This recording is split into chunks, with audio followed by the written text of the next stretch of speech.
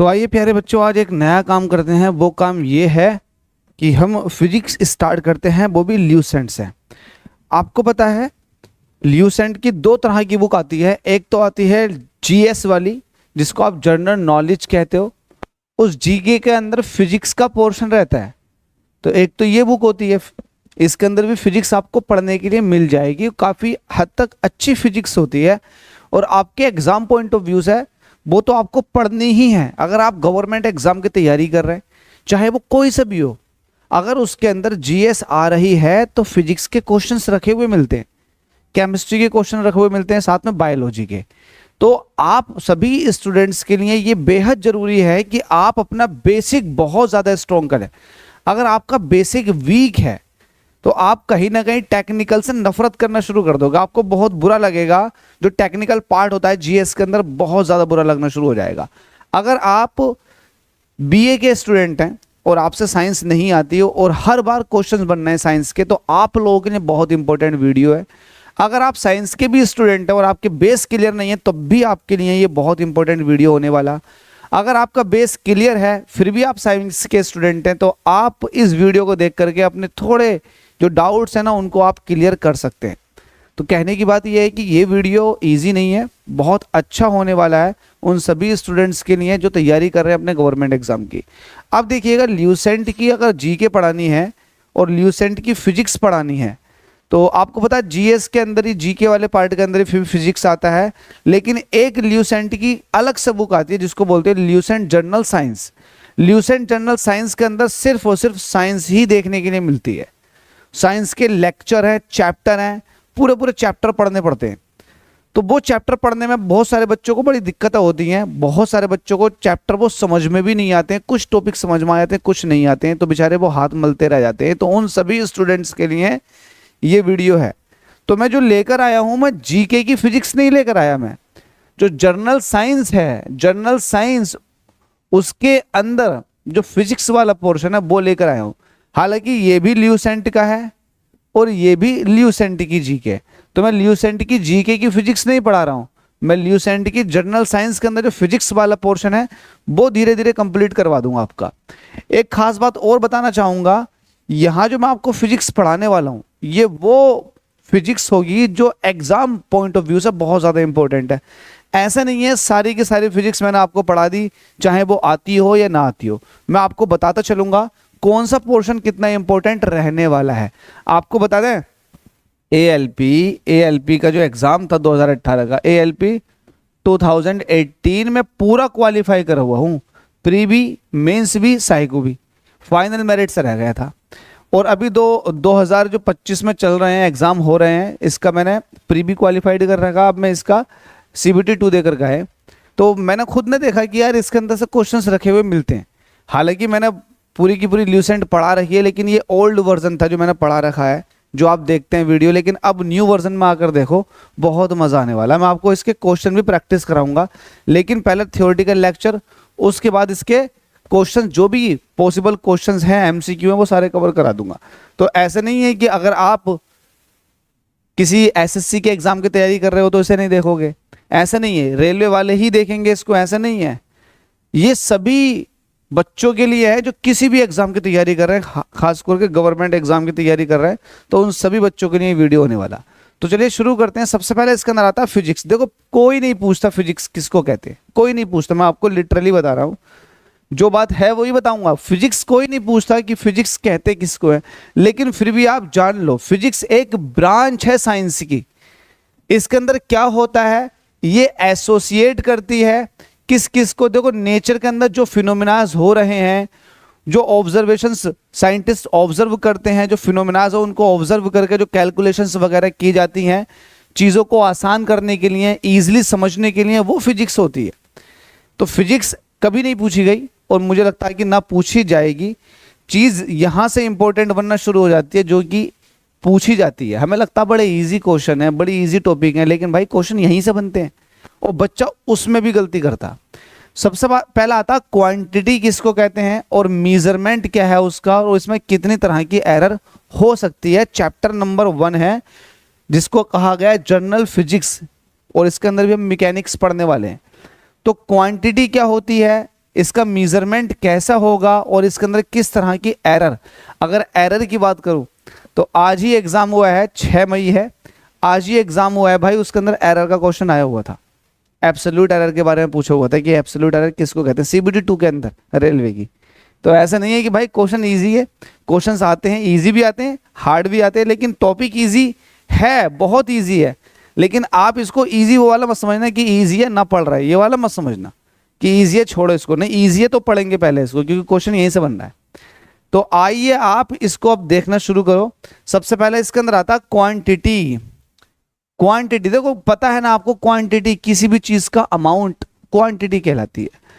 Anything which is expressed in number, जिसको आप number में एक्सप्रेस कर सकते हो वो क्वांटिटी। क्वांटिटी के ऊपर भी क्वेश्चन नहीं बनेगा, झूठ नहीं बोलना ईमानदारी से, क्वांटिटी के ऊपर भी कोई नंबर क्वेश्चन नहीं बनता है कि क्वांटिटी क्या, क्वांटिटी कुछ नहीं, इसके ऊपर क्वेश्चन नहीं बनेगा। लेकिन फिर भी आप याद रखना क्वांटिटी क्या होती है, कोई भी चीज जो नंबर में है वो क्वांटिटी है। Whose representation is totally numerical is called quantity, जिसका जो रिप्रेजेंटेशन है टोटली क्या है, नंबर में है, वो क्वांटिटी हो गई। इसके बाद इसके एग्जाम्पल है, जैसे जैसे कि पॉपुलेशन हो गई किसी गांव की, एज हो गया, नंबर को आप कहते हो क्वांटिटी। इसके बाद आप इसको देखिएगा, इसको ऊपर कर लेते हैं, इसको देखो आप, और देखो इसको थोड़ा सा यहां पर आ जाओ। एग्जाम्पल देखे दे रखे हैं उसके, पॉपुलेशन, एजेस ऑफ मैन और वुमेन, ये आपके इतने काम के नहीं है। फिजिकल क्वांटिटी की बात करते हैं, फिजिकल क्वांटिटी ये थोड़ा सा इंपॉर्टेंट आ जाता। फिजिकल क्वांटिटी किसको कहते हैं या कहा जाता है, quantities express in terms of laws of physics are called physical quantity. Physical quantity जैसे कि आप बोलते हो ना, वेलोसिटी, वेलोसिटी आप नाम ले रहे हो, स्पीड आप नाम ले रहे हो, या किसी चीज का आप करंट की बात कर रहे हो, तो जो भी नेचर के अंदर फिनोमिनाज है उसको जो मीजर कर रहे हो, तो भाई जब उसको मीजर किया जाता है ना, और उसको जो फिजिकल लॉज बनाए जाते हैं उन्हीं को ही आप क्या कहते हो, फिजिकल क्वांटिटीज।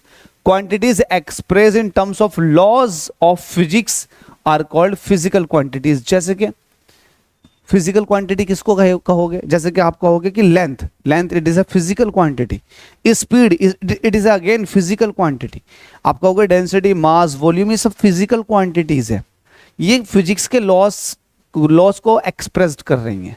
देखो mass of an object physical quantity हो गई, लेंथ हो गया, फोर्स हो गया, स्पीड हो गया, रटना कुछ नहीं है, डिस्टेंस हो गया, डिस्प्लेसमेंट हो गया, मोमेंट हो गया, मोमेंटम हो गया, इलेक्ट्रिक करंट हो गया, रटना कुछ नहीं है। मैं आपको टोटली हर एक चीज समझाऊंगा। अब आप कहोगे सर मुझे डिस्टेंस ही नहीं पता, सर मुझे डिस्प्लेसमेंट ही नहीं पता, सर मुझे मोमेंटम ही नहीं पता, तो आप पेशेंस रखो, इस तरह के लेक्चर और भी आने वाले हैं, जहां जहां ये टॉपिक आते रहेंगे वहां वहां मैं ये चीजें क्लियर करवाता रहूंगा।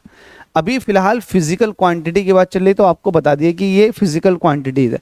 आप नॉर्मली ऐसे याद रखिएगा, जो भी आप फॉर्मूला देख रहे हो या जो भी आप यूनिट पढ़ रहे हो वो सब फिजिकल क्वांटिटी है। इसके बाद में आता है फिजिकल क्वांटिटी, दो तरह की होती है, एक तो होती है स्केलर क्वांटिटी और दूसरा होता है वेक्टर क्वांटिटी। ये अच्छा टॉपिक है, स्केलर क्वांटिटी किसको कहते हैं, वेक्टर क्वांटिटी किसको कहते हैं, ये आपके लिए बहुत जरूरी है जानना। देखिएगा फिजिकल क्वांटिटी तो आप समझ गए कि भाई फिजिकल क्वांटिटी भी कोई चीज होती है। अब फिजिकल क्वांटिटी भी दो तरह की होती है, एक होती है स्केलर और दूसरी होती है वेक्टर। स्केलर किसको कहा जाता है, वेक्टर किसको कहा जाता है, ये जानने के लिए बहुत जरूरी है। लेकिन समझिएगा मैं कह रहा हूं कि भाई आप एक ए बंदा है, ए बंदा, उससे मैंने कहा कि आप जो है 10 मीटर चलो, तो वो 10 मीटर चला, तो 10 मीटर चला। अब ये जो मैंने कहा 10 मीटर चला, तो ये इसकी लंबाई हो गई 10 मीटर, ठीक है। तो मैंने अभी उससे कुछ नहीं कहा, बस ये कहा कि 10 मीटर चलो, 10 मीटर चला गया। तो ऐसी क्वांटिटीज जिसको रिप्रेजेंट करने के लिए, जिसको दिखाने के लिए सिर्फ और सिर्फ उसका मैग्नीट्यूड चाहिए, क्या मैग्नीट्यूड चाहिए, सिर्फ और सिर्फ मैग्नीट्यूड चाहिए, डायरेक्शन नहीं चाहिए, मैग्नीट्यूड चाहिए, सिर्फ नंबर चाहिए कि कितना आप चले हो, 10 मीटर, 20 मीटर, 30 मीटर, नंबर चाहिए, डायरेक्शन नहीं चाहिए। तो ऐसी क्वांटिटीज को कहा जाता है स्केलर क्वांटिटीज, क्या स्केलर क्वांटिटीज, ठीक है। और जिसको रिप्रेजेंट करने के लिए डायरेक्शन भी चाहिए उसको कहते हैं वेक्टर क्वांटिटीज। तो स्केलर और वेक्टर क्वांटिटीज के बारे में क्लियर है, सब कुछ क्लियर है। अभी फिलहाल मैं स्केलर क्वांटिटी की बात कर रहा हूं, तो स्केलर क्वांटिटी पे थोड़ी सी और चर्चा कर लेते हैं। स्केलर्स किसको कहा जाता है? Those physical quantities which have magnitude only. ध्यान रखना क्या चीज होती है? सिर्फ और सिर्फ उस मैग्नीट्यूड। अब मैग्नीट्यूड तो समझ गए ना आप, मैग्नीट्यूड किसको कहोगे? जो उसका अमाउंट है। जैसे कि मैंने कहा, मैं ये कह रहा हूं कि भाई एक काम करो, किसी ऑब्जेक्ट को गर्म करो 50 डिग्री सेंटीग्रेड तक, तो 50 जो हो गया ये इसका मैग्नीट्यूड हो गया। 50 degree centigrade, degree centigrade unit हो गए, 50 जो हो गया मैग्नीट्यूड हो गया। तो ऐसी क्वांटिटी जिसको रिप्रेजेंट करने के लिए सिर्फ मैग्नीट्यूड चाहिए वो कहलाती है आपकी स्केलर क्वांटिटी। बहुत सारे एग्जांपल हैं, ध्यान रखना, ये आपको थोड़ा ध्यान भी रखना पड़ेगा, कुछ को याद भी करना पड़ेगा, कुछ को समझना भी पड़ेगा। देखो मास है, मास जो होता है ना वो अमाउंट होती है। अब अमाउंट तो ऐसा तो नहीं है कि ईस्ट के अंदर कितनी अमाउंट है, वेस्ट के अंदर कितनी अमाउंट है ना, नॉर्थ के अंदर कितनी अमाउंट है। अमाउंट ऑफ मैटर होता, उसको मास कहते हैं। तो इसकी कोई डायरेक्शन नहीं होती है मास की, इसीलिए ये स्केलर क्वांटिटी में आ गया। अब देखिएगा टेम्परेचर, टेम्परेचर की कोई डायरेक्शन होगी कि भाई 4 डिग्री सेंटीग्रेड टेम्परेचर ईस्ट में चला गया? नहीं, सुनने में ही बिल्कुल इनएप्रोप्रिएट लग रहा है। तो जिसकी डायरेक्शन नहीं हो सकती वो सभी की सभी स्केलर क्वांटिटी कहलाती हैं। तो मास भी हो गया, उसमें टेम्परेचर भी है। डेंसिटी, देखो डेंसिटी जो होता, डेंसिटी इज इक्वल टू होता है मास अपॉन वॉल्यूम। मास भी स्केलर क्वांटिटी, वॉल्यूम भी स्केलर क्वांटिटी, तो भाई डेंसिटी भी स्केलर क्वांटिटी आ गया। ध्यान रखना ये सारी चीजें, ये तो बेसिक सी चीजें हो गई। अच्छा, इसमें इंपॉर्टेंट है इलेक्ट्रिक करंट। आपसे पूछता है कि इलेक्ट्रिक करंट क्या है और वर्क, दोनों इंपॉर्टेंट है। इलेक्ट्रिक करंट क्या है और वर्क क्या है? तो वर्क भी स्केलर क्वांटिटी है और इलेक्ट्रिक करंट भी स्केलर क्वांटिटी है। अब इसके बाद में आता दूसरा वेक्टर क्वांटिटी। वेक्टर क्वांटिटी या फिर वेक्टर्स किसको कहा जाता? मैंने कहा वेक्टर्स उनको कहते हैं जिसको रिप्रेजेंट करने के लिए, दिखाने के लिए मैग्नीट्यूड तो चाहिए, साथ में डायरेक्शन भी चाहिए। कि अगर आप 10 न्यूटन का फोर्स लगा रहे हो तो वो किधर की तरफ को लगा रहे हो, वरना तो ऐसा तो पता नहीं चल पाएगा। 10 न्यूटन का फोर्स लगा दिया, अबे कहाँ लगाया 10 न्यूटन का फोर्स? मेरी तरफ को लगाया, ये मुझसे दूर लगाया, इधर को लगाया, इधर को लगाया। तो ऐसी क्वांटिटीज हैं इस नेचर के अंदर जिसको बताने के लिए आपको डायरेक्शन भी चाहिए, तो वो क्वांटिटी कहलाती है आपकी वेक्टर क्वांटिटी। जैसे, अच्छा वेक्टर क्वांटिटी के लिए शर्त क्या क्या है? वेक्टर का होना। क्या चीज, क्या लिख रहा हूं मैं? वेक्टर का होना। अगर वेक्टर का होना आपको देखना है कि कोई भी क्वांटिटी वेक्टर क्वांटिटी होगी तो 3 शर्त पूरी करें। पहली शर्त, दूसरी शर्त, तीसरी शर्त। पहली शर्त यह है कि उसके पास मैग्नीट्यूड होना चाहिए, दूसरा उसकी डायरेक्शन भी होना चाहिए, तीसरा that is very important, star बना लें, वो लॉ ऑफ ट्राइंगल को, वेक्टर लॉ ऑफ ट्राइंगल आप पूरा लिखो, वेक्टर लॉ ऑफ ट्राइंगल को भी फॉलो करने वाला होना चाहिए। अगर vector law of triangle follow नहीं कर रही है कोई क्वांटिटी, उसके पास डायरेक्शन भी है, उसके पास मैग्नीट्यूड भी है, तो भी वो स्केलर क्वांटिटी हो जाएगी डायरेक्शन भी होने के बाद। तो ध्यान रखना ये कंडीशन फॉलो होगी तभी वेक्टर क्वांटिटी होगी। मैं आपको समझाने के लिए मोटे तौर से एक बात समझा देता हूं। आपने एक चीज का नाम सुना होगा, वो है आपके पास करंट। करंट का नाम सुना आपने? सुना है? करंट क्या होती है? एक ऐसी क्वांटिटी जिसके पास डायरेक्शन भी है और मैग्नीट्यूड भी है। आप कहते हो ना 5 एम्पीयर करंट जा रही है वायर के अंदर, तो आप एरो बना के दिखाते हो ना किस तरफ को जा रही है करंट। तो आपने देख लिया है डायरेक्शन तो है करंट की, इलेक्ट्रॉनों के चलने की अपोजिट डायरेक्शन में डायरेक्शन भी आ रही है, इसका मैग्नीट्यूड भी है, लेकिन उसके बावजूद ये स्केलर क्वांटिटी है, वेक्टर क्वांटिटी नहीं हुई। क्यों नहीं हुई? अब वेक्टर क्वांटिटी अगर आपको देखना है तो आप एक काम करो, एक काम ये करो, आप ऊपर से एक वायर लो और इसमें 3 एम्पीयर की करंट भेजो, एक इधर से वायर लो उसमें 4 एम्पीयर की करंट भेजो। अगर ये वेक्टर है, करंट वेक्टर है, तो यहां से जो करंट बहेगी वो 5 एम्पीयर की होनी चाहिए। लगा लो भाई, 2 वेक्टर लगे हुए म्यूचुअली परपेंडिकुलर है, तो अगर आप इनका रिजल्टेंट निकालोगे तो 3 का स्क्वायर प्लस 4 का स्क्वायर, तो ये हो जाएगा 25, √25 की वैल्यू होती है 5।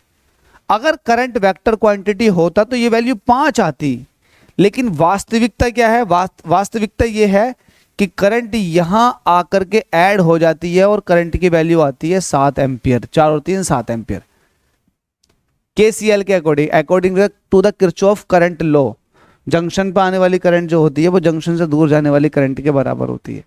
तो ये आप एक्चुअल में देखोगे तो 7 एम्पियर आएगा, जबकि अगर वेक्टर होती तो ये 5 एम्पियर होती। तो इससे ये पता चल रहा है करंट जो है वो एक स्केलर क्वांटिटी है, ना कि वेक्टर क्वांटिटी। तो होप सो यहां तक समझ में आ गया होगा। वेक्टर पूछा गया था, मैंने आपको क्लियरली इसको समझा दिया। वो क्वांटिटी जो ये तीनों कंडीशन फॉलो कर रहे हैं उनको कहते हैं वेक्टर क्वांटिटी। एग्जांपल बहुत सारे, जैसे कि डिस्प्लेसमेंट। डिस्प्लेसमेंट मतलब एक तरह की डिस्टेंस होती है, लेकिन वो स्पेशल डिस्टेंस जिसके अंदर डायरेक्शन भी बोली जाए उसको कहते हैं डिस्प्लेसमेंट। मोमेंटम हो गया। मोमेंटम क्यों वेक्टर बन गया? क्योंकि मोमेंटम होता है मास इनटू वेलोसिटी। जब वेलोसिटी ही वेक्टर क्वांटिटी है तो मोमेंटम भी वेक्टर क्वांटिटी हो गया। मोमेंटम की डायरेक्शन वही होती है जो वेलोसिटी की डायरेक्शन होती है। तो आप ये कह सकते हैं कि मोमेंटम भी है। Force, that is very important. Torque भी वेलोसिटी भी फोर्स भी, ठीक है। और यहां पर एक बात और ध्यान रखना, डिस्प्लेसमेंट, इलेक्ट्रिक डिस्प्लेसमेंट और क्या लिखा? Magnetic field intensity. अच्छा, मैग्नेटिक फील्ड इंटेंसिटी ये भी एक वेक्टर क्वांटिटी है, क्योंकि इसकी भी डायरेक्शन होती है मैग्नीट्यूड के साथ साथ। तो ये कुछ क्वांटिटी आप समझ लो, कुछ क्वांटिटी को आप याद कर लो। बहुत सारे लोग क्या करते हैं, इसकी ट्रिक बना देते हैं। अबे ट्रिक से कुछ काम नहीं चलने वाला। अगर एक नहीं हजारों वेक्टर क्वांटिटीज हैं और हजारों स्केलर क्वांटिटीज है तो काम वैसे नहीं चलेगा। चलने वाला काम यही है कि आपको क्वांटिटीज को, जैसे कि मोमेंटम आ गया, अभी तो फिलहाल आपने याद कर लिया, लेकिन आगे जब लेक्चर बनेगा उसमें जब लीनियर मोमेंटम का डिस्कशन किया जाएगा तो वहां पूरी डिटेल बताई जाएगी कि भाई लीनियर मोमेंटम क्या होता। तो वहां ऑटोमेटिक पता लग जाएगा आपको कि ये वेक्टर क्वांटिटी आएगी। ठीक है भाई, तो ये वाली बात आप सब याद रखना। यहां तक पहुंच गए अब हम। किसी को डाउट हो तो बता दिया करना। ये सब इसके एग्जाम्पल थे, ये कंडीशंस दे रखी है। इसके बाद आता है यूनिट ऑफ मेजरमेंट। किस यूनिट में आप मेजर करोगे चीजों को? Unit of measurement. देखो भाई, आपसे मैं कहूं कि लंबाई है तो आप ऐसा तो नहीं कहोगे कि लंबाई को आप किलोग्राम में नाप दो। अगर लंबाई है तो आप ये तो नहीं कहोगे कि लंबाई को जो है आप डिग्री सेंटीग्रेड में नाप दो। तो लंबाई तो मीटर में ही नापी जाएगी। तो ऐसे ही क्या होता है, मेजरमेंट की अपनी यूनिट है। अगर आप तापमान को नापोगे तो डिग्री सेंटीग्रेड में आएगा, लंबाई को नापोगे तो मीटर में आएगा, टेम्परेचर नापोगे तो डिग्री सेंटीग्रेड, अगर आप वेलोसिटी नापोगे तो मीटर पर सेकंड। तो हर चीज को, हर फिजिकल क्वांटिटीज को मेजर करने के लिए उसका एक यूनिट डिसाइड किया गया है, उसी को कहते हैं यूनिट ऑफ मेजरमेंट। ठीक है भाई, अब देखिएगा यहां पर दो तरह की यूनिटें पाई जाती हैं, दो तरह की यूनिटें बनाई गई। एक बनाई गई fundamental unit, that is very important. आज भी एक क्वेश्चन था असिस्टेंट लोको पायलट CBD 2 के अंदर, इसके ऊपर क्वेश्चन आ गया, फंडामेंटल यूनिट्स किसको कहते हैं। बहुत खास है मेरे भैया, बहुत खास है, इसको छोड़ना मत। फंडामेंटल यूनिट्स को आप छोड़ना मत, क्योंकि ये बहुत खास है फंडामेंटल यूनिट्स। और दूसरा होता है ड्राइव्ड यूनिट्स। फंडामेंटल यूनिट्स क्या होता है? देखो भाई, इंटरनेशनल सिस्टम बैठा, इंटरनेशनल सिस्टम जब बैठा तो उन्होंने डिसाइड किया कि एक काम करते हैं भाई, वो काम ये करते हैं कि हम जो है कुछ यूनिट को फिक्स कर देते हैं, स्टैंडर्डाइज कर देते हैं। मान लेते हैं ये, अच्छा ये स्टैंडर्ड करने का रीजन क्या था? रीजन ये था, मान लेते हैं कि अभी आप अरब देश से व्यापार करने जा रहे हो, तो वहां वजन नापने की कोई अलग यूनिट है और आपके इंडिया में वजन नापने की कोई और यूनिट है। बांग्लादेश, श्रीलंका, भूटान, नेपाल, इनके अंदर वजन नापने की अलग यूनिट है। तो कहीं ना कहीं बहुत ज़्यादा सरदर्दी हो जाएगी चीज़ों को इंपोर्ट एक्सपोर्ट करने में, वजनदारी चीज़ों को। उनके वजन वहाँ कुछ और इसको कन्वर्ट करो, यहाँ कुछ और इसको कन्वर्ट करो। तो एक बैठक हुई, इंटरनेशनल बैठक, उन्होंने कुछ यूनिट को ना स्टैंडर्ड कर दिया, जिसको कहा गया फंडामेंटल यूनिट्स। ये 7 होती हैं। कितनी होती हैं? 7। याद रखना कितनी होती हैं? ये 7 होती हैं। फंडामेंटल यूनिट 7 होती हैं। आगे उनको डिस्कस करते हैं, फंडामेंटल यूनिट 7 कौन कौन सी हैं। देखो अभी आएगा आपके सामने, बता देता हूं फिर भी फंडामेंटल यूनिट 7 कौन कौन सी हैं। पहले इसके आगे का ले लेते हैं। कौन सा है इसके आगे का? ये वाला, ये तो ड्राइव यूनिट आ गई। चलो कोई नहीं, फंडामेंटल यूनिट्स भी ले लेते हैं, यहीं है पास में। ऐसा कोई ये तो एरर इन मेजरमेंट है। फंडामेंटल यूनिट्स, ड्राइव्ड यूनिट, ये आ गया।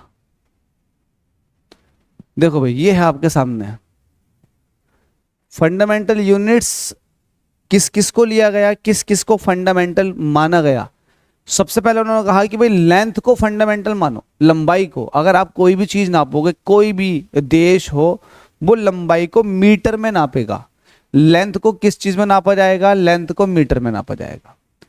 अच्छा, मास, अमाउंट ऑफ मैटर बोलते हैं, मास मतलब अमाउंट ऑफ मैटर। मास को आप हमेशा किलोग्राम में नापोगे। टाइम को हमेशा आप काय में नापोगे, सेकंड में नापोगे। वही बात रही, वही बात और आगे भी रही। इलेक्ट्रिक करंट को आप हमेशा, इलेक्ट्रिक करंट का जो यूनिट होगा वो होगा एम्पियर। सब खास है, तो मैं आपको लिख के अलग से यहां दिखा देता हूं। इसको आप लिखना MKSAKKA। एम मतलब हो गया ये मीटर, के मतलब हो गया किलोग्राम, एस मतलब हो गया सेकंड के लिए, ए मतलब हो गया एम्पियर, के मतलब हो गया केल्विन, और के मतलब हो गया कैंडेला। यहां पर ऐसे लिखो कैंडेला। और ए मतलब हो गया अमाउंट, जिसको आप कहते हो मोल। मोल ये भी फंडामेंटल हो गया। कैंडेला जिसको बोलते हैं, ये कैंडेला किसका यूनिट है, ये है ज्योति तीव्रता का, ल्यूमिनस इंटेंसिटी का कैंडेला। केल्विन टेम्परेचर का हो गया, एम्पियर करंट का हो गया, सेकंड टाइम का हो गया, किलोग्राम आपको तो पता ही है, और साथ में लेंथ। तो ये 7 है फंडामेंटल क्वांटिटीज। इनको मिला करके अब जो भी यूनिट बनाई जाएगी, ये इंटरनेशनल सिस्टम में डिसाइड हुआ, इनको बना के जो भी यूनिट बनाई जाएगी वो होगी ड्राइव्ड यूनिट। तो उस ड्राइव्ड यूनिट के अंदर 2 या 2 से ज्यादा यूनिटें इस्तेमाल हो सकती हैं, उनको ड्राइव्ड यूनिट कहा गया। तो ड्राइव्ड यूनिट के बारे में जान लेते हैं। If a physical quantity is expressed in terms of 2 और मोर फंडामेंटल यूनिट्स। ध्यान देना, 2 या 2 से ज्यादा। अच्छा, 2 ही क्यों बोला गया, एक या एक से ज्यादा क्यों नहीं कहा गया? क्योंकि अगर आप एक यूनिट का जिक्र करोगे तो वो तो अपने आप में फंडामेंटल हो जाएगी। वो ड्राइव्ड कब होगी? तो ड्राइव तो तभी होगी ना जब आप 2 यूनिट कम से कम इस्तेमाल करो। ठीक है, तो ड्राइव्ड यूनिट के बारे में 1 सेकंड में समझ में आ गया होगा। हमारे पास बहुत सारे ड्राइव्ड यूनिट हैं, जैसे कि मोमेंटम का भी अपना ड्राइव्ड यूनिट है। मोमेंटम का फॉर्मूला होता है मास इंटू वेलोसिटी। बहुत पूछा जाता है, मास का क्या हो गया किलोग्राम, और वेलोसिटी का हो गया मीटर पर सेकंड। तो किलोग्राम मीटर पर सेकंड। अब देखो इसमें 3 फंडामेंटल यूनिट इस्तेमाल हुई हैं, किलोग्राम भी हुआ है, मास भी हुआ है, सेकंड भी हुआ। तो इसको कहा गया ड्राइव्ड यूनिट, जिसमें एक से ज्यादा। अगर वर्क देखोगे, वर्क का फॉर्मूला था फोर्स इंटू डिस्प्लेसमेंट। फोर्स हो गया न्यूटन में, और फोर्स को क्या, फोर्स भी आगे आप इसको इलेबोरेट करोगे ना फोर्स को, क्योंकि न्यूटन तो फंडामेंटल है नहीं। अगर फोर्स को देखोगे तो हो जाएगा किलोग्राम मीटर पर सेकंड स्क्वायर, और डिस्प्लेसमेंट होता है मीटर में। तो देखो इसके अंदर किलोग्राम भी हुआ, मीटर भी हुआ, सेकंड भी हुआ। कितनी सारी फंडामेंटल यूनिट इस्तेमाल हो गई। तो अगर एक या एक से ज्यादा फंडामेंटल यूनिट इस्तेमाल हो रही है तो उसको कहते हैं ड्राइव्ड यूनिट। ठीक है भाई, ध्यान देना। इसके बाद आता है सिस्टम ऑफ यूनिट। इसको रफ करके आगे चलते हैं, उतारते रहना आप लोग, अगर आपकी कुछ समझ में नहीं आए तो पूछ लेना। इसके बाद आता है सिस्टम ऑफ यूनिट्स। ये भी बहुत खास है, बहुत इंपॉर्टेंट है। सिस्टम ऑफ यूनिट्स के अंदर आप देखिएगा अलग अलग देश में या फिर अलग अलग जगहों पर अलग अलग सिस्टम यूज हुए। जैसे कि CGS, मान तो 7 को लिया, लेकिन CGS भाई कहीं किलोग्राम में न चल करके ग्राम में चल सकती हैं चीजें, कहीं कहीं मीटर में न चल करके सेंटीमीटर में चीजें चल सकती हैं। तो सिस्टम जो हो गया, एक छोटा सिस्टम हो गया और एक हो गया बड़ा सिस्टम। छोटे सिस्टम को कहा गया CGS, जिसमें आप लेंथ को लोगे सेंटीमीटर में, वजन को लोगे ग्राम में, और टाइम जो है वो सेकंड में ही चलेगा। तो ये CGS सिस्टम कहलाया। लिखा हुआ है सेंटीमीटर, ग्राम, सेकंड। ठीक है, इसके अंदर आप फंडामेंटल यूनिट्स को स्मॉल यूनिट्स में लोगे, जैसे CGS में मैंने आपको बता दिया। इसके बाद आता है एक सिस्टम FPS, जो कि लगभग ना के बराबर इस्तेमाल होता है। ये होता ही नहीं है। इसमें F का मतलब होता है फुट। लेंथ को आप फुट में, गांव में फीट बोलते हैं कि कितने फुट की जमीन है, कितने फीट की जमीन है। तो लेंथ फुट में आ गई, वजन जो आ जाएगा वो पाउंड में आ जाएगा, और समय जो है वो स्टिल सेकंड में ही रहेगा। ठीक है, तो ये वाली बात याद रखनी है। इन सबसे ज़्यादा जो इम्पोर्टेंट है वो है MKS सिस्टम, जिसको बोला गया है इंटरनेशनल सिस्टम। MKS में वजन को जो है वो मास को जो है वो किलोग्राम में, लेंथ को मीटर में, और टाइम को जो लिया गया वो सेकंड के अंदर लिया गया। बस इतना ही जानना है आपको, इतना ही जानना है। MKS यूनिट क्या होती है, CGS यूनिट क्या होती है, और FPS यूनिट क्या होती है। इसके अलावा अपने दिमाग के घोड़े मत दौड़ाओ, क्योंकि वो मैं दौड़ाने की ताकत रखता हूं। आपके दिमाग के सारे घोड़े मैं दौड़ा दूंगा जब वक्त आएगा। तो SI यूनिट क्या हुआ, देखो आपने देखा होगा SI यूनिट। तो हम SI यूनिट में क्या किस किस को लेते हैं, SI यूनिट में सारी MKS वाली यूनिटें तो आती हैं, और नेमिंग वाली यूनिटें भी आती हैं, जैसे कि न्यूटन जो है वो SI यूनिट है। आगे पढ़ लेते हैं। इसको इंटरनेशनल सिस्टम कहा गया। In the international conference of weight and measure held at Geneva in 1960। ये भी बेसिक सी बात है, जीके की याद कर लेना। देखो उसमें कुछ चीज़ें एडॉप्ट की गई, एक्सेप्ट की गई, और ये चीज़ देखी गई कि भाई लाओ अब जो है कुछ चीज़ों को इस तरह से मीज़र करेंगे कि हर एक देश उसी पैरामीटर को फॉलो करेगा। उसको कहा गया MKS सिस्टम, जिसको आप SI भी कहते हैं। इसके अंदर 7 फंडामेंटल यूनिट्स इस्तेमाल होती हैं, जो कि मैंने आपको बता दी। 7 फंडामेंटल यूनिट जो मैंने आपको बताई हैं वही आपकी SI सिस्टम ऑफ यूनिट्स है। ठीक है, SI सिस्टम ऑफ यूनिट्स के अंदर आप नेमिंग वाली यूनिट का भी इस्तेमाल कर लेते हैं, जैसे कि न्यूटन जो है ये भी SI यूनिट में। अच्छा, वो 7 जो मैंने आपको कुछ देर पहले पिछली वाली स्लाइड पे बताई थी कि लेंथ होता है, मीटर होता है, यहाँ लेंथ को बताया गया है। ये लेंथ क्या चीज़ होती है, ये सब चीज़ें डिटेल डिस्कस की गई है। अब चूंकि आप जो बच्चे हो वो हो नॉन टेक के, तो लेंथ का मतलब क्या होता है ये तो बेसिक सी बात है। लंबाई को लेंथ ही कहते हैं, तो ये तो आपको डिटेल बताने की जरूरत नहीं। मास क्या है ये थोड़ा समझा देते हैं। मास का जो यूनिट है वो है आपका किलोग्राम, और मास जो होता है ये द्रव्य की मात्रा को बोलते हैं, मतलब अमाउंट ऑफ मैटर। इस कलम के अंदर या फिर इस स्टाइलस के अंदर कितना अमाउंट प्रेजेंट है वही इसका मास कहलाएगा। समय क्या होता है ये तो आपको पता है। समय की डेफिनेशन ये लिख रखी है, कोई खास नहीं है, डेफिनेशन पूछी नहीं जाती, लेकिन आप लोग याद रखना जो टाइम का यूनिट होता है वो सेकंड होता है। ठीक है, सी वाला पार्ट भी आपने कर लिया। इसके बाद चलते हैं आगे को। देखो आप डिटेल अगर ऐसे ही जानते रहोगे तो आपको बहुत ज़्यादा फायदा मिलने वाला, बहुत ज़्यादा फायदा मिलेगा सच में। आगे देखते हैं। इसके बाद आता है इलेक्ट्रिक करंट। ये थोड़ा सा आप जान लो भाई, इलेक्ट्रिक करंट के बारे में आपके लिए जानना बहुत जरूरी है कि इलेक्ट्रिक करंट कहते किसको है। देखो जानबूझ के मैंने ये बुक का स्क्रीनशॉट लिया है, बुक पढ़ाई जा रही है, ये बुक है आपकी जो जनरल साइंस है उसका चैप्टर है ये। इलेक्ट्रिक करंट क्या होती है, इलेक्ट्रिक करंट जिसका ऐसा यूनिट एम्पियर है। इलेक्ट्रिक करंट को डिफाइन बहुत तरीके से किया जा सकता है। रेट ऑफ चार्ज फ्लो भी कहते हैं, rate of charge flow in the conductor is called electric current. Electric current की अपनी अलग अलग डेफिनेशन है, लेकिन एक डेफिनेशन बहुत इंपॉर्टेंट है, वो आप मैग्नेट के अंदर पढ़ते हो। If two long parallel wire are kept 1 meter apart through which an electric current is passed in such a way that it produces a magnetic force of 2 × 10⁻⁻⁷ Newton. ये बात आपको ऐसा समझ में नहीं आएगी। लेट अस सपोज कि ये 2 वायर है, इनके अंदर करंट पास ऐसे भी हो सकती है और इनके अंदर करंट पास ऐसे भी हो सकती है। जब वायर के अंदर करंट पास कराई जाती है तो वो या तो एक दूसरे को अट्रैक्ट करते हैं या फिर रिपेल करते हैं, कहीं ना कहीं फोर्स जरूर लगता।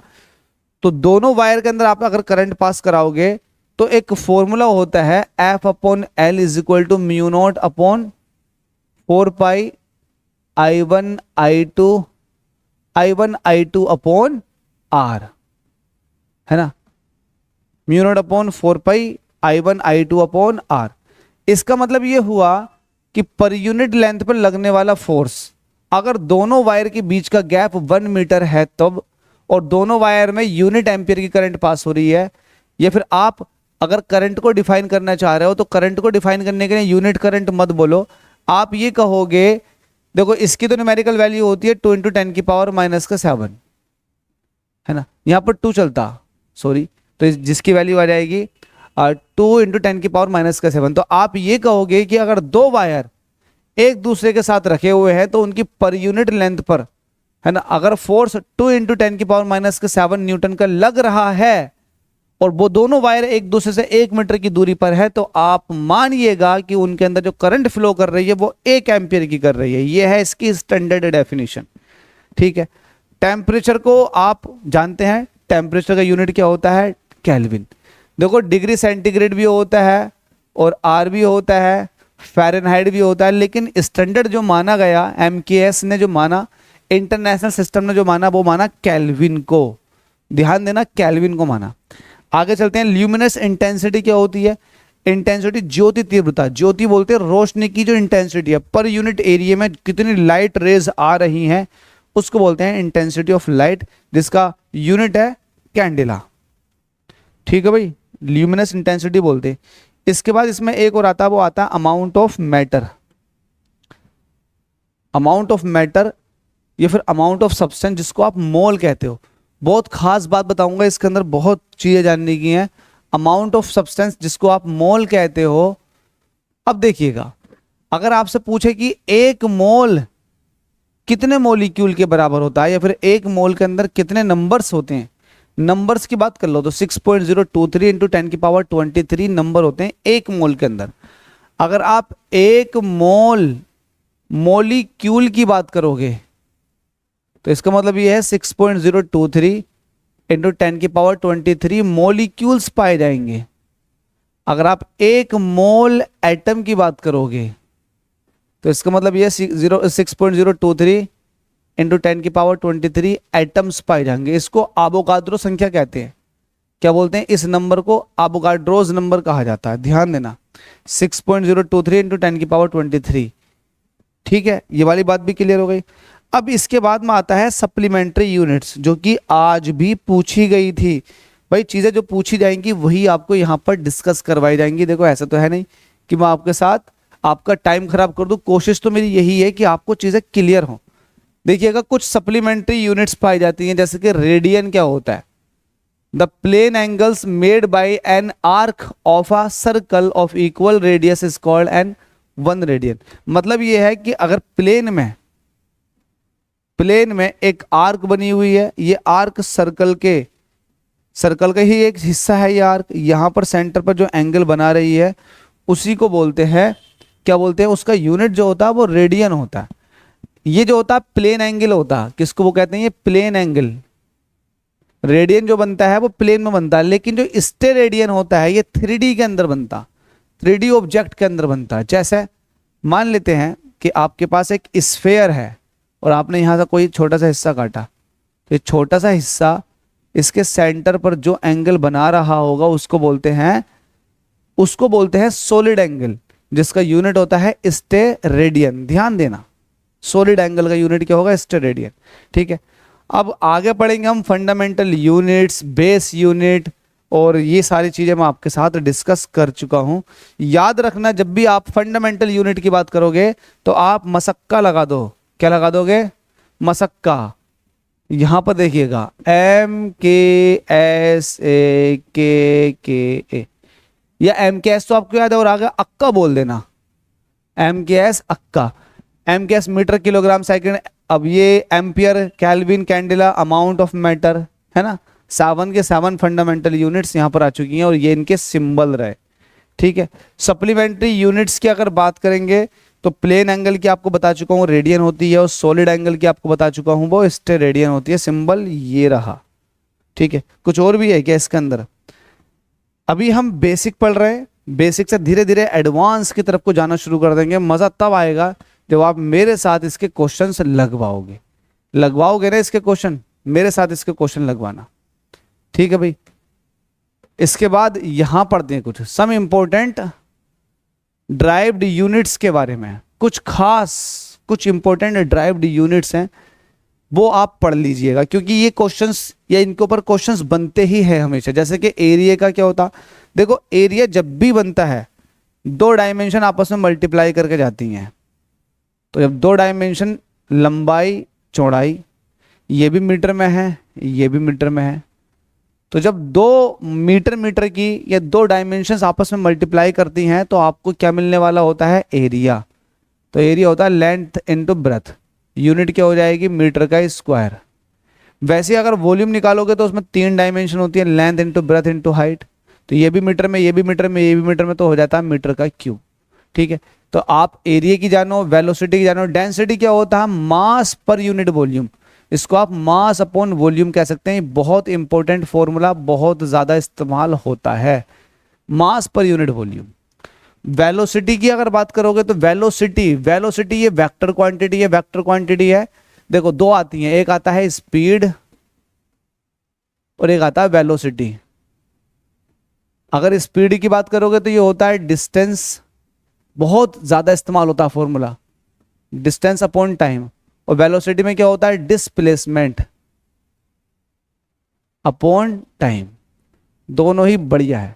ये स्केलर क्वांटिटी है डिस्टेंस, जबकि डिस्प्लेसमेंट जो है ये वेक्टर क्वांटिटी है। डिस्प्लेसमेंट कहता है कि आप कहां थे और कहां पहुंच गए, कितना बीच का गैप है, ये डिस्प्लेसमेंट है।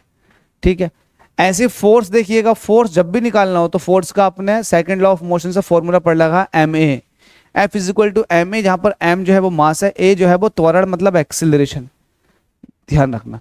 लीनियर मोमेंटम, लीनियर मोमेंटम कई बार डिस्कस कर चुका हूं, पी इज इक्वल टू होता है M V, mass into velocity.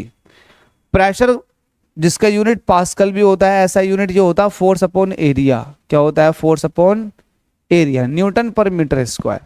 वहीं अगर आप वर्क की बात करो, टॉर्क की बात करो, कपल ऑफ फोर्स की बात करो, सबके अंदर आता फोर्स इंटू डिस्प्लेसमेंट। क्या आता, फोर्स इंटू डिस्प्लेसमेंट। इसका यूनिट जूल भी होता है या फिर न्यूटन मीटर भी कहते हैं। न्यूटन मीटर कह दो या फिर कह दो जूल, क्योंकि एनर्जी का यूनिट जूल होता है। अच्छा, मैग्नेटिक फील्ड की अगर बात करें तो जब मैग्नेटिक फील्ड निकालते हैं तो फॉर्मूला कहाँ से बनाते हैं मैग्नेटिक फील्ड का? मैग्नेटिक फील्ड का फॉर्मूला बनता है मेरे दोस्त बहुत जगह से बना सकते हो, यहाँ से बना सकते हो। एफ इज इक्वल टू आपने ये पढ़ रखा बिल, तो यहाँ से बी निकालोगे तो एफ अपॉन आई एल। देखो एक फॉर्मूला यहाँ से बन जाएगा मैग्नेटिक फील्ड का, force upon current into length. तो बहुत अलग अलग तरह के फॉर्मूले हैं जहां से आप ये चीज बना सकते हो। तो आपने मैग्नेटिक फील्ड का बना दिया, force upon electric current into displacement. मुझे लगता है कि समझ में आ गया होगा, अब और ज्यादा डिटेल में जाने की जरूरत है नहीं भाई अब इसकी। अब देखो आगे देखो, हमसे कह रहा वेरियस एक्सपोनेंट्स ऑफ 10 की पावर्स। काम की चीज तो इतनी है नहीं जितनी लिख रखी है, लेकिन फिर भी थोड़ी बहुत इस्तेमाल हो जाती है, तो हम इसको भी निपटा देते हैं। कैसे इस्तेमाल होती है, देखो अगर एक्सा है, यहां पर देखो आप ए, यहां 10 को देखो, 10 को सिर्फ 10 को, 10 की पावर 1 तो ये होता है डेका, डेका। और 10 की पावर अगर नीचे माइनस में आ जाएगा, 10 की पावर माइनस का 1 तो ये डेसी, डेसीमीटर बोलते हैं ना। और 10 की पावर माइनस का 2 जो होता है वो सेंटी में आ जाता है, सेंटीमीटर। और 10 की पावर माइनस का 3 जो होता है ये आ जाता है मिली में। और 10 की पावर माइनस 6 ये आ जाता है माइक्रो में। और 10 की पावर माइनस के 9 ये आ जाता है नैनो में। 10 की पावर माइनस के 12 ये आता है पीको में। और 10 की पावर माइनस के 15 ये आता है फेम्टो या फिर फर्मी में। भाई इतने तो आपके काम के हैं, इतने तो आपके काम के, और आपको पता भी होंगे, मुझसे अच्छे से पता होंगे। 10 की पावर 1 है तो ये तो डेका ही हो गया, 10 को डेका बोलते हैं और 100 को बोलते हैं हेक्टो। 10 की पावर 3 है तो ये किलो, ये इंपॉर्टेंट है। किलो वजन के लिए नहीं आता है, 1000 के लिए आता है। आपने व्यूज पर देखा होगा ना 1 के, तो के का मतलब किलो होता है, 1 का मतलब 1 और के का मतलब किलो, किलो का मतलब 1000। तो 1000 व्यूज, अगर किसी की वीडियो में 1 के लिखा हुआ है तो मतलब 1000 व्यूज आ गए। ठीक है, और 10 की पावर 6 को बोलते हैं मेगा, और 10 की पावर 9 को गीगा, 10 की पावर 12 को टेरा, 10 की पावर 15 को पीटा, और 10 की पावर 18 को एक्सा। ये पूछी नहीं जाती, ये पूछी जा सकती है, ये फिर इस्तेमाल हो सकती है न्यूमेरिकल में। ठीक है, न्यूमेरिकल पर्सपेक्टिव से मैं आपको समझा रहा हूँ ये चीज़, क्योंकि वहाँ अगर इस्तेमाल हो गए तो आपको ये चीज़ें आनी चाहिए कैसे इसको कन्वर्ट करेंगे। इसके अंदर एक चीज़ बड़ी खास है, वो है ये एस्ट्रोनॉमिकल डिस्टेंस। एस्ट्रोनॉमिकल डिस्टेंस जो होती है ये बड़ी लार्ज, बहुत बहुत दूर स्पेस के अंदर जो डिस्टेंस मेजर की जाती हैं लार्ज स्केल पे, उसको आप एयू में मेजर करते हो, मतलब एस्ट्रोनॉमिकल यूनिट के अंदर। एयू इसका शॉर्ट फॉर्म है, एयू मतलब एस्ट्रोनॉमिकल यूनिट। इसको एस्ट्रोनॉट ज्यादा इस्तेमाल करते हैं स्पेस के अंदर लॉन्ग डिस्टेंस को डिनोट करने के लिए, फिर मेजर करने के लिए। लेकिन ये होती क्या है, आपको एक बात बताऊं, अगर ये सन है तो आपको पता है स्फेरिकल शेप में, स्फेरिकल नहीं, सन जो है, ये सन के चारों तरफ हमारी अर्थ जो है वो सर्कुलर पाथ में रिवॉल्व नहीं करती है, वो एलिप्टिकल पाथ में रिवॉल्व करती है। तो आप यहां पर देखेंगे ये इलिप्स है, ये डिस्टेंस कहीं ना कहीं कम है और ये डिस्टेंस कहीं ना कहीं ज़्यादा है। अगर हमारी अर्थ यहाँ होगी तो ये डिस्टेंस कम है, यहाँ होगी तो ये डिस्टेंस ज़्यादा। तो कहीं ना कहीं अर्थ और सन के बीच के गैप जो है ना वो वेरी कर रहा है। तो आपने एक एवरेज ले लिया जिसको आपने कहा AU। ये क्या है? ये एक तरह से एवरेज डिस्टेंस है। It is a unit of distance. It is mean, देखो लिखा हुआ नहीं लिखा हुआ, mean distance between sun and earth. Earth और सन के बीच की ये मीन डिस्टेंस है, ठीक है, जिसको आप AU कह रहे हो। अगर आप एक एस्ट्रोनॉमिकल यूनिट की बात करोगे तो इसकी वैल्यू होती है 1.496 देता बहुत सारी बुकों के अंदर, ये 1.495 इंटू 10 की पावर 11 मीटर में है। ये 10 की पावर 11 मीटर, 1.496 इंटू 10 की पावर 11 मीटर, ठीक है भाई। अगर किलोमीटर की बात करोगे तो वैल्यू कहीं ना कहीं और कम हो जाएगी। 1.495 इंटू 10 की पावर 11 मीटर, ये है AU। इसको लाइट ईयर से कंपेयर मत करना कि कभी लाइट ईयर में इसको घूस दो जाके कि लाइट ईयर में तो 15 चलता, 15 नहीं चलता लाइट ईयर में, ये AU है, यहाँ 10 की पावर 11 चलेगा, ठीक है। ऐसे ही डिस्टेंस मेजर करने के लिए एक यूनिट यूज होती है, वो है लाइट ईयर। लाइट ईयर क्या होता? लाइट स्पेस में 1 साल तक जितना डिस्टेंस ट्रैवल करती है उसको बोलते हैं 1 लाइट ईयर, ठीक है। ये वाली बात ध्यान रखना। 1 लाइट ईयर जो डिस्टेंस ट्रैवल की गई है सनलाइट के द्वारा, वो ये है 9.46 इंटू 10 की पावर 15 मीटर में। यूनिट भी ध्यान रखना, दोनों यूनिट है, दोनों ही फॉर्मूले तो है ना, यूनिट वैल्यू है, वैल्यू याद रखना 1.495 इंटू 10 की पावर 11 AU है ये। और अगर लाइट ईयर की बात करोगे LY की तो ये होता है 9.46 इंटू 10 की पावर 15 मीटर। ये भी डिस्टेंस मेजर करने के लिए है और ये भी डिस्टेंस। कभी कभी पूछ लेता है लाइट ईयर जो है वो किस चीज़ का यूनिट है, तो डिस्टेंस का, टाइम का नहीं है, डिस्टेंस का यूनिट है, ठीक है। एक पारसेक की फुल फॉर्म है पैरालैक्स सेकंड या फिर पैरालैक्टिक सेकंड। पारसेक जो है ना ये डिस्टेंस का बहुत बड़ा यूनिट है, यहां तक कि AU और लाइट ईयर से भी बड़ा यूनिट है पारसेक। अगर आप एक पैरालैक्टिक सेकंड की बात करोगे तो एक पारसेक जो है वो इतने मीटर के बराबर होता है, 3.08 इंटू 10 की पावर 16 मीटर के बराबर होता है एक पैरालैक्टिक सेकंड।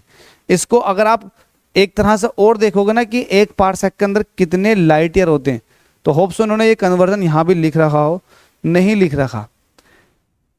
रखा, लेकिन आप लोग मुझे कमेंट करके बताना कि एक पारसेक के अंदर कितने लाइट ईयर होते हैं। ये बहुत इंपॉर्टेंट है, फिर मैं आपको बता दूंगा, याद रखना ये वाली वैल्यू को भी आप, ठीक है। यूनिट ऑफ द लेंथ और डिस्टेंस के यूनिट है किलोमीटर भी, माइल भी, और ये जो है देखो ये आप देख रहे हो ना नॉटिकल माइल है, ये 1 नॉटिकल माइल ये 1852 किलोमीटर के बराबर होता है 1 नॉटिकल माइल।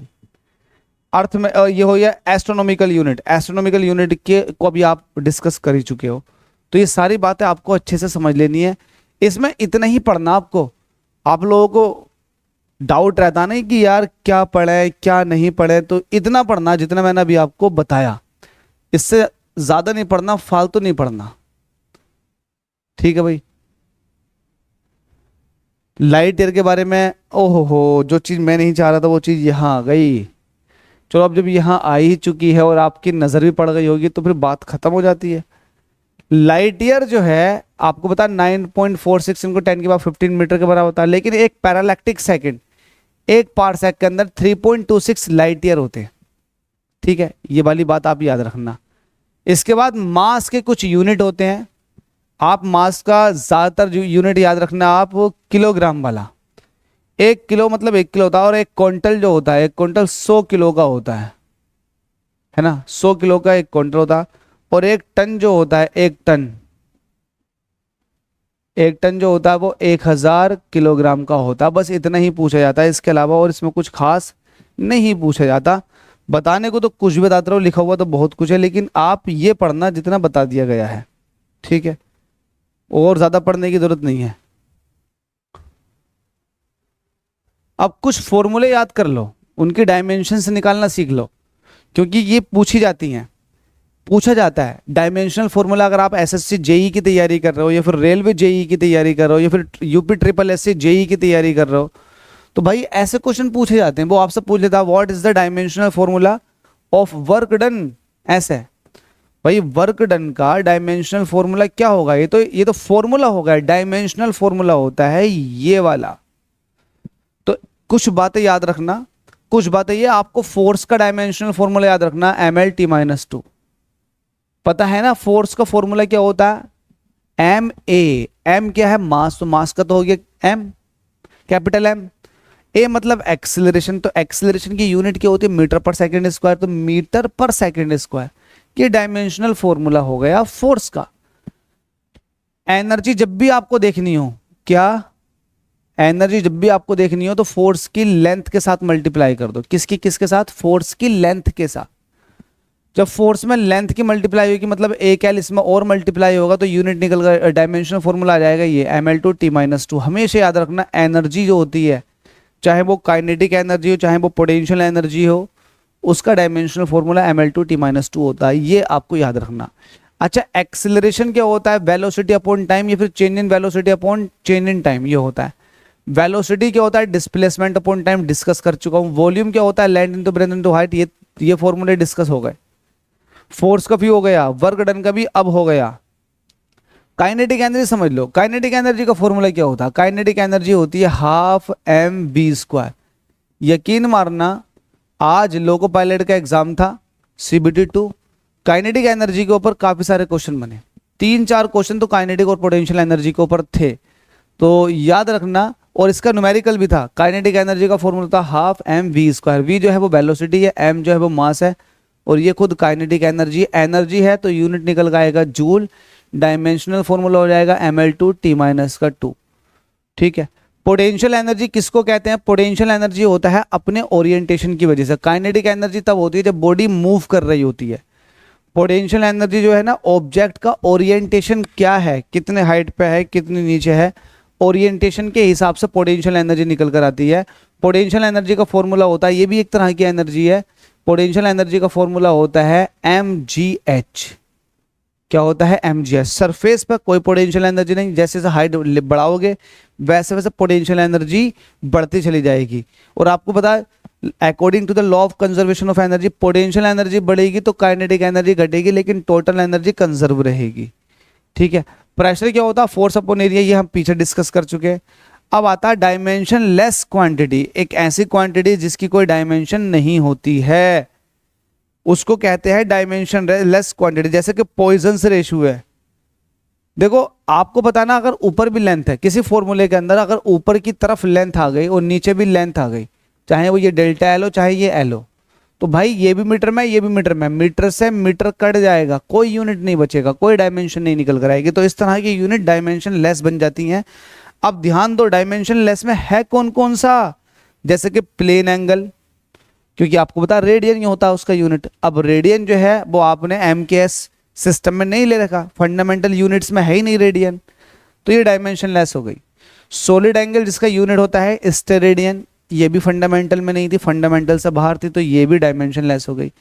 रिलेटिव डेंसिटी, अब आप कहोगे डेंसिटी का तो यूनिट होता है, लेकिन रिलेटिव डेंसिटी की अगर बात करोगे, रिलेटिव डेंसिटी की अगर बात करोगे तो density of the substance upon density of the water, ये होता है। अब ये भी किलोग्राम मीटर पर किलोग्राम, एक मिनट, डेंसिटी होता है मास अपॉन वॉल्यूम, किलोग्राम पर मीटर क्यूब, इसका भी यूनिट, और नीचे वाली का भी किलोग्राम पर मीटर क्यूब। तो भाई ये एक दूसरे को काट देंगे ना, अगेन डायमेंशन लेस बन जाएगी। स्पेसिफिक ग्रेविटी, ये भी डायमेंशन लेस होती है। स्पेसिफिक ग्रेविटी की बात कर रहे हैं, ये भी रिलेटिव डेंसिटी होती है। पॉइजन्स रेशियो, पॉइजन्स रेशियो का मतलब होता है लेटरल स्ट्रेन, लॉन्गिट्यूडनल स्ट्रेन। देखो ये दो तरह की होती है। पॉइजन्स रेशियो की अगर बात करें तो इसके फॉर्मूले के अंदर ना 2 चीजें आती हैं। अगर आपने किसी चीज की लंबाई बढ़ाई है तो उसके अंदर स्ट्रेन आ गई, तो एक होता है लॉन्गिट्यूडनल स्ट्रेन और एक होता है लेटरल स्ट्रेन। तो ये रेशियो होता है lateral strain upon longitudinal strain. तो आप इसको लेटरल को डेल्टा R अपॉन R कह सकते हो, और ये डेल्टा L अपॉन L होता है, लेकिन ये भी मीटर में होते हैं, तो ये भी डायमेंशन लेस क्वांटिटी के अंदर आ जाता है। ठीक है। तो इसी तरीके से आपने सारे एग्जाम्पल समझ लिए डायमेंशन लेस क्वांटिटी के। ठीक है। डायमेंशन का इस्तेमाल किस लिए होता है? बहुत बड़ा रोल है डायमेंशन का। सबसे बड़ा रोल तो ये है कि आप फॉर्मूला चेक कर सकते हो कि ये फॉर्मूला मैथमेटिकली या डायमेंशनली सही है या गलत है। कैसे?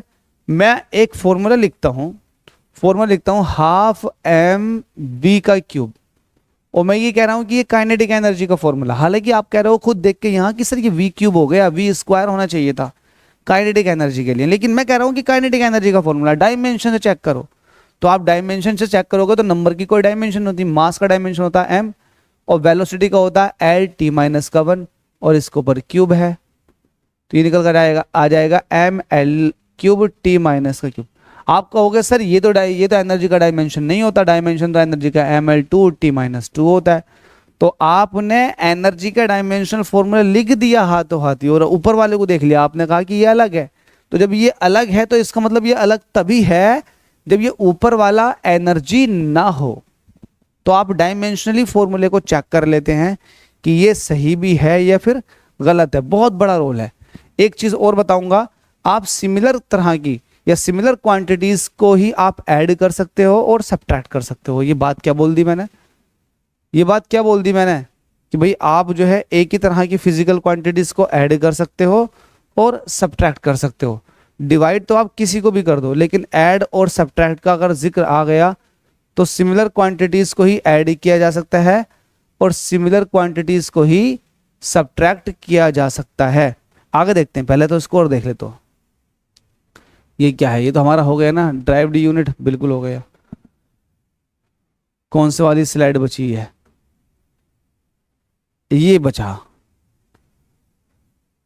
एक चीज बताना जा रहा था मैं आपको कि अगर आपके पास कोई y है, y a प्लस बी है, y का यूनिट अगर मीटर है तो a भी मीटर में आएगा और b भी मीटर में ही होगा।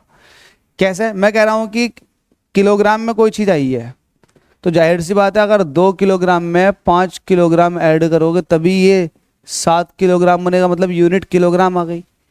क्या ऐसा पॉसिबल है क्या 2 किलोग्राम में मैं 2 सेकंड को ऐड कर दूं? हो ही नहीं सकता कभी जिंदगी में ऐड, क्योंकि ये फिजिकल क्वांटिटी अलग है और ये फिजिकल क्वांटिटी अलग है।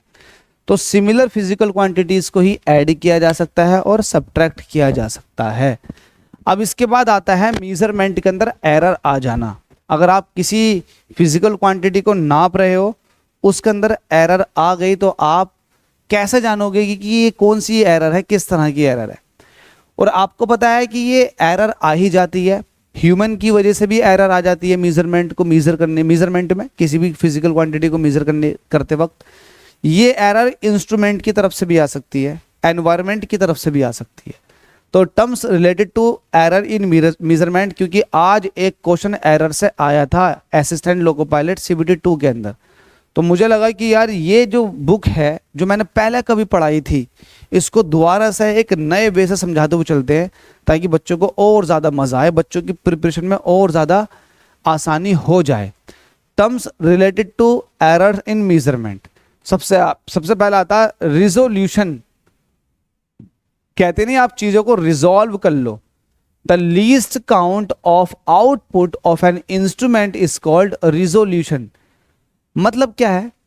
मैं ये कह रहा हूं कि आपके पास कोई मीटर है, मीटर को आप रिजॉल्व करो, कितने छोटे छोटे सेक्शन में काट सकते हो। तो उस मीटर के अंदर सबसे छोटा खाना जो होता है वो होता है 1 सेंटीमीटर का। तो इस मीटर का जो रिजोल्यूशन हो गया वो हो गया 1 सेंटीमीटर का। अगर आपके पास छोटा वाला स्केल हो तो उसके अंदर देखना सेंटीमीटर वाले सेक्शन के अंदर भी लाइनें कटी हुई होती हैं, तो वो होता 1 mm का। तो मतलब उसका रिजोल्व करा आपने 1 mm, सबसे लीस्ट काउंट हो गई। तो रिजोल्यूशन जो होता है वो सबसे छोटी यूनिट होती है किसी भी स्केल की या फिर किसी भी इंस्ट्रूमेंट को रिजोल्व करते वक्त जो सबसे छोटा आता है हिस्सा वो रिजोल्यूशन कहलाता है। लीस्ट काउंट कहते हैं उसको, रिजोल्यूशन को लीस्ट काउंट, सबसे छोटी वैल्यू। इसके बाद आता है एक्यूरेसी। अब आपको पता है भाई किसी भी आप प्रैक्टिकल को कर रहे हो तो आप बहुत एक्यूरेटली करोगे, एरर लेस उसको आप सॉल्व करने की कोशिश करोगे, तो वो उसकी एक्यूरेसी कहलाएगी। If a physical quantity measured by an instrument resembles very closely to its free value, then the instrument is said to be accurate and it is called accuracy. मतलब इंस्ट्रूमेंट किसी तरह की कोई एरर प्रोड्यूस नहीं कर रहा, तो वो इंस्ट्रूमेंट भी एक्यूरेट कहलाएगा और मीजर्ड वैल्यू भी क्या आएगी, एक्यूरेट आएगी, और आप ये कहोगे कि आपकी एक्यूरेसी बहुत अच्छे से आई है। ठीक है, तो एक्यूरेसी का मतलब तो आप समझते हैं, इसमें कोई डिटेल में जाने की जरूरत नहीं है, चीज़ें आ जाती हैं, थोड़ा सा नीचे से आएंगी, लेकिन फिर भी आप जरा प्रिसीजन की बात कर लेते हैं। आप कहते हैं बड़ी चीज़ों को प्रिसाइज कर ले, मतलब कंसाइज प्रिसाइज कर ले चीज़ों को। तो प्रिसीजन क्या होता है, if anything measured by an instrument remains unchanged however large number of times it may have been repeated, then it is said that the instrument has a high degree of precision। Precision का मतलब यही होता है कि आप अगर किसी भी इंस्ट्रूमेंट से बार बार प्रैक्टिकल किए जा रहे हो और रिजल्ट हर बार सेम आ रहा है, तो ये कह सकते हैं कि वो जो इंस्ट्रूमेंट है वो बहुत ही ज़्यादा प्रिसाइज है, तो ये उसकी प्रिसीजन कहलाती है। आगे देखते हैं क्लासिफिकेशन ऑफ एरर्स, ये आपका लास्ट टॉपिक है, क्लासिफिकेशन ऑफ एरर्स, यहां से क्वेश्चन बना था। ठीक है भाई, मैंने आपको बता दिया एरर क्यों आ जाती है भाई, हर कोई गलती कर जाता। एक आती है सिस्टमैटिक एरर, सिस्टम में ही गलती है, सिस्टम में ही गलती है, तो ये सिस्टमैटिक एरर हो गई। ठीक है, अब सिस्टमैटिक एरर के अंदर आ गया एक इंस्ट्रूमेंटल एरर।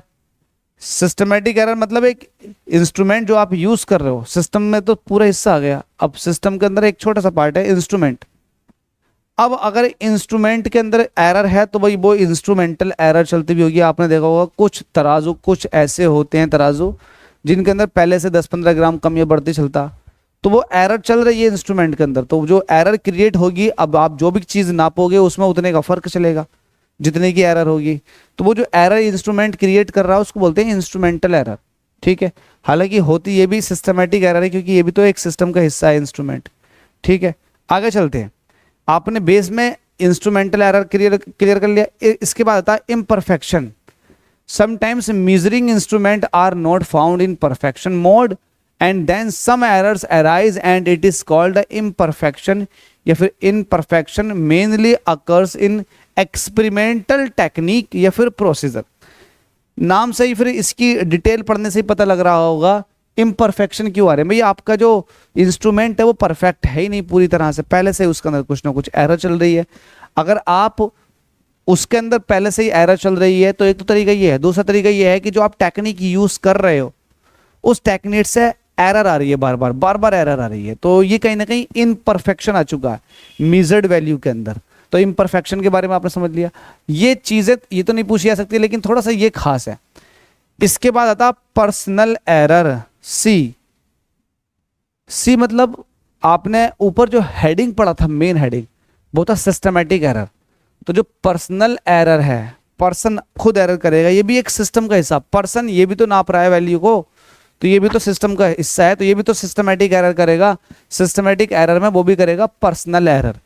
भाई मैंने रीडिंग को पढ़ने में गलती कर ली, लिखा हुआ कुछ और था, पढ़ कुछ और रहा हूं, ये लिखा हुआ गलत है और जो स्क्रीन के अंदर आ रहा है वो बदल रहा है।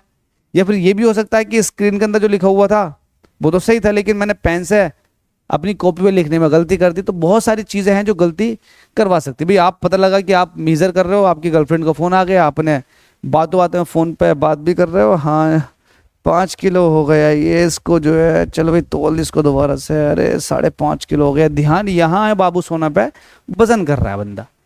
तो कहीं ना कहीं ये पर्सनल एरर क्रिएट हो जाती हैं ऐसी ऐसी गलतियों से। तो पर्सनल एरर आपने समझ ली। इसके बाद में आता है रैंडम एरर। आपने एक्सपेरिमेंट किया, रैंडमली आपने एक्सपेरिमेंट करके उठा लिया, रैंडमली आपने चीज़ों को रख दिया, पता लगा कि एरर आ गए, तो ये रैंडम एरर कहलाएगी। ठीक है भाई, चीज़ें यहाँ से नहीं आती हैं, पूछी यहाँ से नहीं जाती हैं, फिर चीज़ें पूछी कहाँ से जाती हैं। देखो मैं बताता हूँ चीज़ें कहाँ से पूछी जाती हैं। Least count error. Least count का मतलब क्या है? लीस्ट काउंट आपको बता चुका हूँ, स्मॉलेस्ट वैल्यू। लीस्ट काउंट में दिक्कत अगर आ रही है, लीस्ट काउंट में दिक्कत किस तरह से आ सकती है? देखो लीस्ट काउंट जो भी है, आपने या तो उसको मेजर करने में दिक्कत, मेजरिंग में दिक्कत आएगी, जाहिर सी बात है। मेजरिंग में दिक्कत आ रही है, उसको रीड करने में दिक्कत आ रही है, तो लीस्ट काउंट एरर आ जाएगी, क्योंकि बहुत छोटी होती, दिखती नहीं है इजीली। ठीक है, तो लीस्ट काउंट एरर। अब चीजें जो आती हैं वो यहां से आती हैं, क्वेश्चन यहां से बनता है। एब्सोल्यूट एरर किसको कहते हैं? और क्वेश्चन मेरे भाई ये इस पे ही बना था, आज जो क्वेश्चन बना था इंपॉर्टेंट, एब्सोल्यूट एरर किसको कहते हैं। एब्सोल्यूट एरर के अंदर होता क्या, देखो एब्सोल्यूट एरर क्या है, आपने नापा कुछ और था कुछ और, एक्चुअल वैल्यू कुछ और थी, है ना, थ्योरेटिकल वैल्यू कुछ और थी।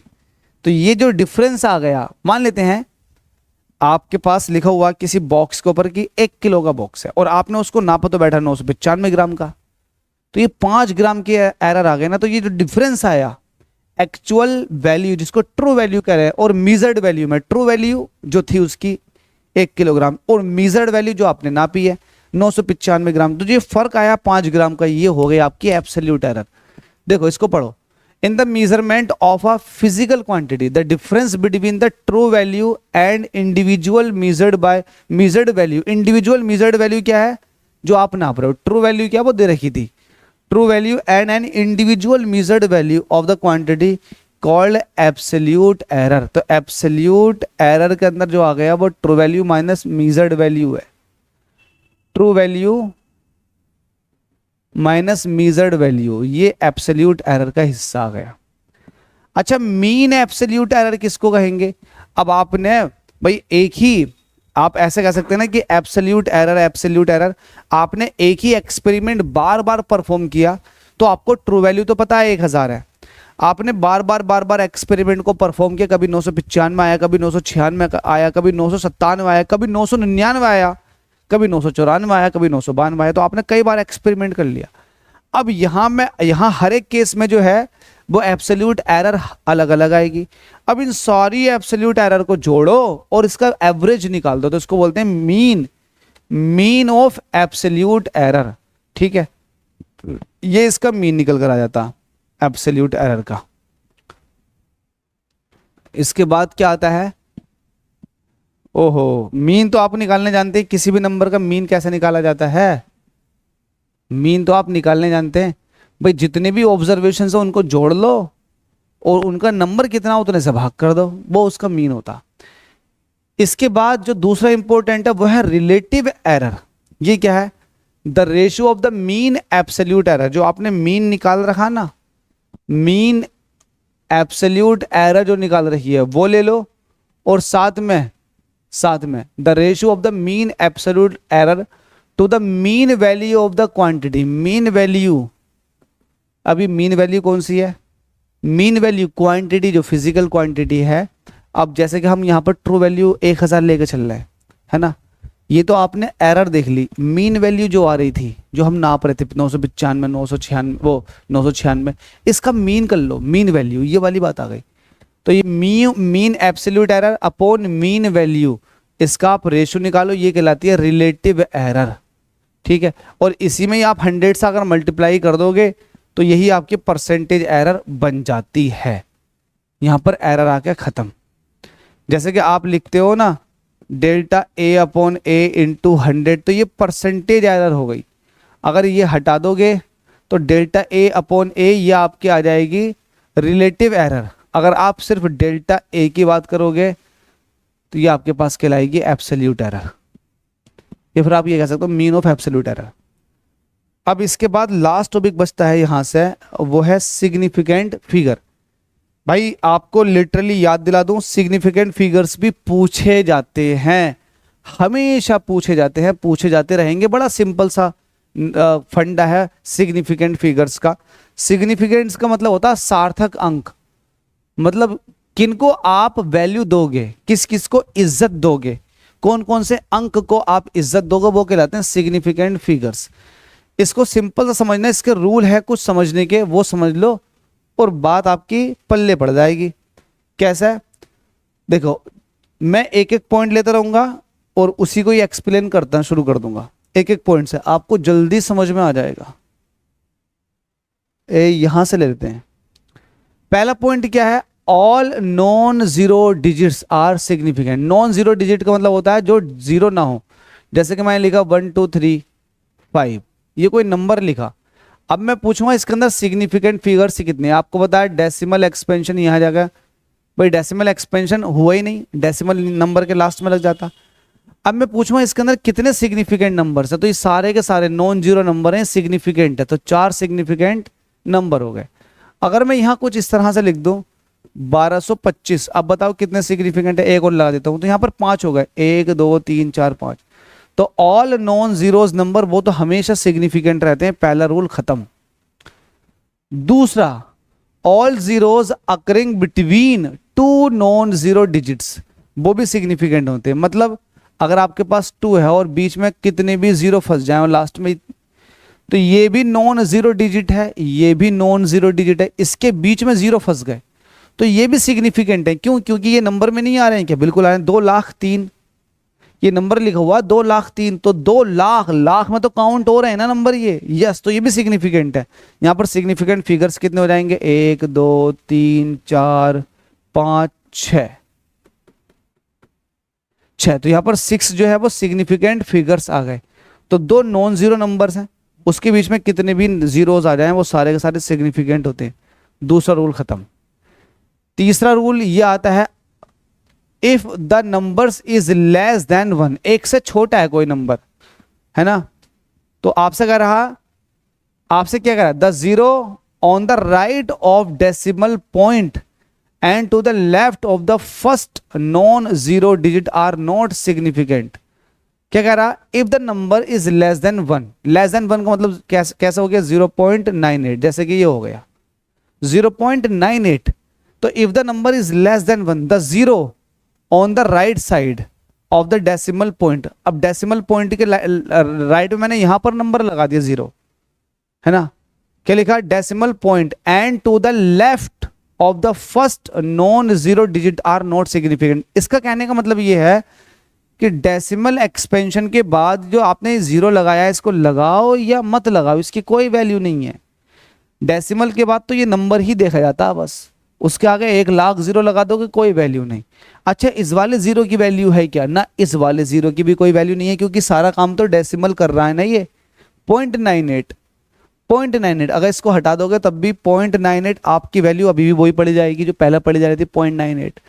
तो वो यही कह रहा है कि अगर आपके पास डेसिमल एक्सपेंशन हो रहा है तो लास्ट वाला जो डिजिट है जीरो वाला, उसको आप नॉन सिग्निफिकेंट लो, और डेसिमल एक्सपेंशन शुरू होने से पहले जो जीरो है वो भी नॉन सिग्निफिकेंट के अंदर आएगा। तो इसमें अगर आपसे पूछा जाए 0.98 में कितने सिग्निफिकेंट फिगर्स हैं, तो सिर्फ 2 हैं। ठीक है, ये वाला पॉइंट भी क्लियर। इसके बाद in a number without a decimal point, decimal point है नहीं, तो भाई आप डेसिमल पॉइंट जैसे कि 98325, डेसिमल पॉइंट है ही नहीं, आप यहां दिखाते हो लास्ट में। ठीक है, अब अगर ऐसे में यहां पर आपने अभी ये दिखाया, ये अब यहां पर आपने डेसिमल लगाया, या फिर डेसिमल लगाओ मत, तो भाई ये 2 जीरो जो है ये तो नंबर का हिस्सा है ना।